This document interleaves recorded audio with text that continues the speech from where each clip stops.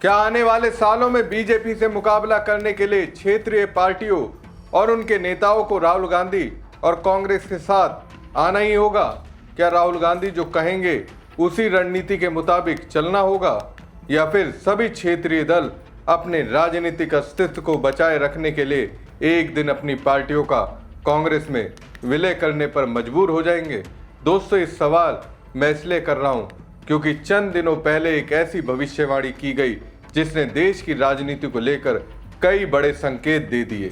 ये भविष्यवाणी कांग्रेस की बढ़ती लोकप्रियता और बीजेपी की बढ़ती सियासी महत्वाकांक्षा को देखते हुए की गई है।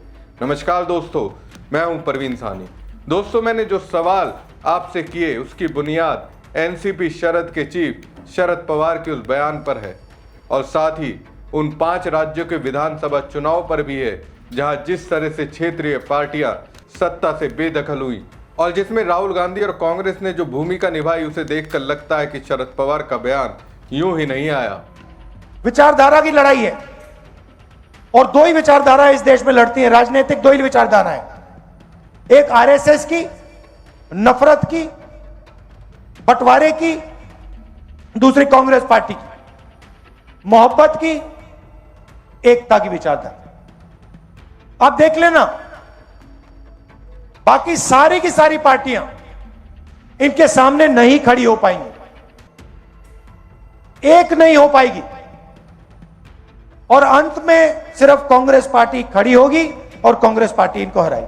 और हमारे जो बब्बर शेर यहां पे आए हुए हैं, आप याद रखो, आप किसी से डरते नहीं हो। आप याद रखो मैं क्या कह रहा हूं, नरेंद्र मोदी को, अमित शाह को कांग्रेस पार्टी हराएगी, बीजेपी को कांग्रेस पार्टी हराएगी। राहुल गांधी ये बाखूबी जानते हैं और शायद इसलिए वो लगातार कह रहे हैं कि बीजेपी के सामने अगर कोई पार्टी मजबूती से खड़ी हो सकती है तो वो सिर्फ कांग्रेस है। और राहुल गांधी के इस बयान को मजबूती मिलती है शरद पवार की ओर से की गई उस भविष्यवाणी से, जिसमें उन्होंने एक इंटरव्यू के दौरान कहा, अगले कुछ वर्षों में कई क्षेत्रीय दल कांग्रेस के साथ ज्यादा करीबी तौर पर जुड़ सकते हैं या फिर उसके साथ विलय भी कर सकते हैं यदि उन्हें लगेगा कि यही उनकी पार्टी के लिए सबसे बेहतर विकल्प है।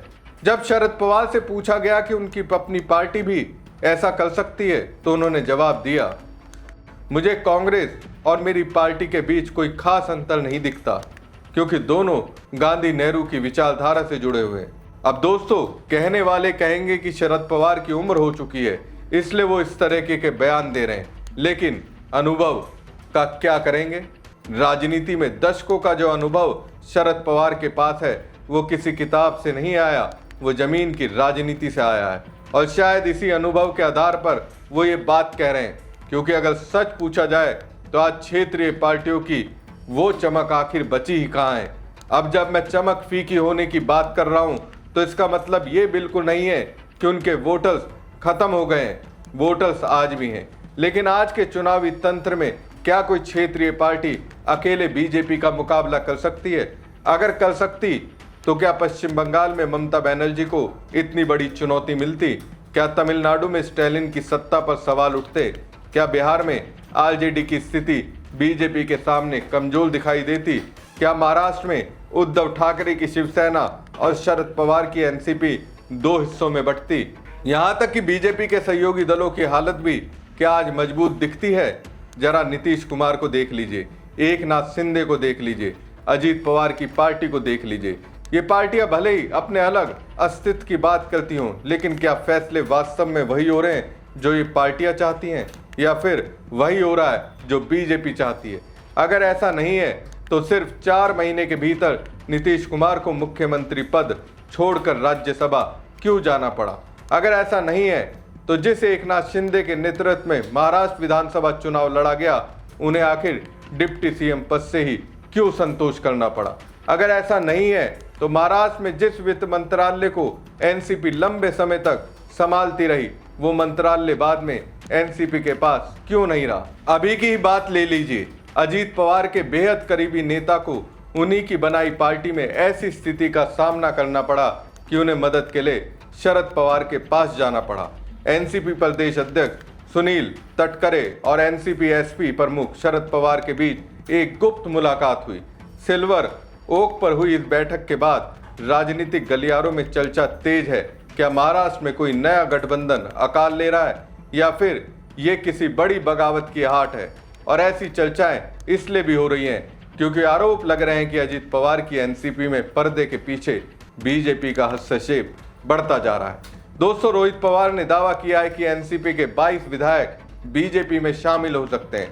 अगर ये दावा सच साबित होता है तो महाराष्ट्र की महायुति सरकार के भीतर शक्ति संतुलन पूरी तरह बदल सकता है। शरद पवार और सुनील तटकरे की मुलाकात सामान्य शिष्टाचार भर नहीं लगती, क्योंकि तटकरे आज अजीत पवार गुट के सबसे मजबूत स्तंभों में गिने जाते हैं।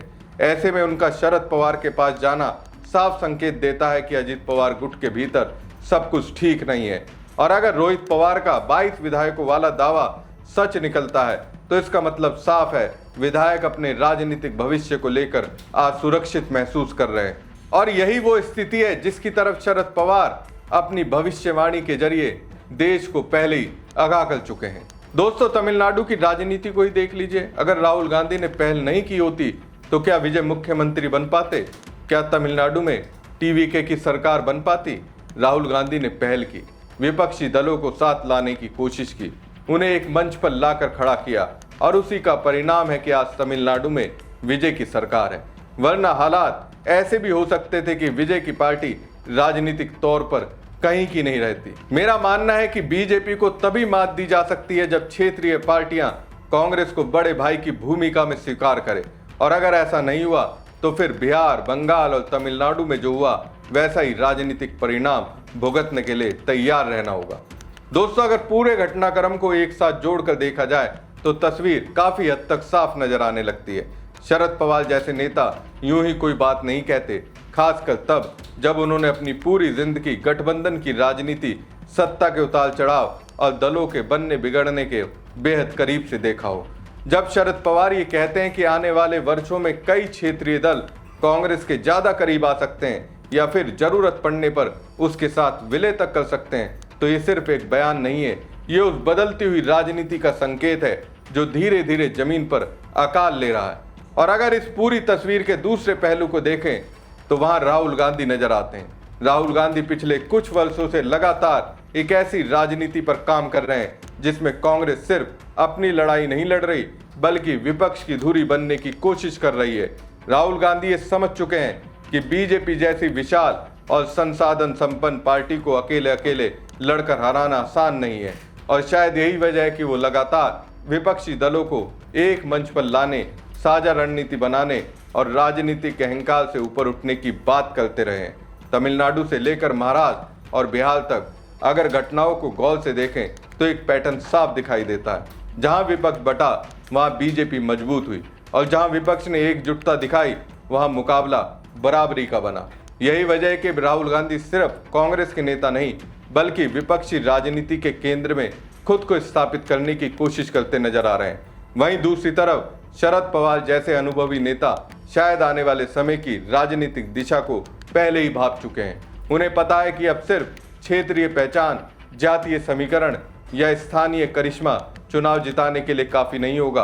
अब राष्ट्रीय स्तर पर एक मजबूत राजनीतिक छतरी की जरूरत पड़ेगी और फिलहाल विपक्ष की राजनीति में वो छतरी अगर किसी के पास है तो वो कांग्रेस है। यही वजह है कि आज शरद पवार का बयान सिर्फ महाराष्ट्र की राजनीति तक सीमित नहीं है बल्कि वो पूरे देश की विपक्षी राजनीति के लिए एक संदेश है। और राहुल गांधी के लिए भी ये एक बड़ा राजनीतिक अवसर है, क्योंकि अगर आने वाले समय में क्षेत्रीय दल सच में कांग्रेस के इर्द गिर्द सिमटने लगे तो भारतीय राजनीति का पूरा पावर सेंटर बदल सकता है। आने वाले कुछ साल सिर्फ चुनावी नतीजे तय नहीं करेंगे बल्कि ये भी तय करेंगे कि विपक्ष कई टुकड़ों में बटा रहेगा या फिर राहुल गांधी के नेतृत्व में एक नई राजनीतिक धुरी तैयार होगी।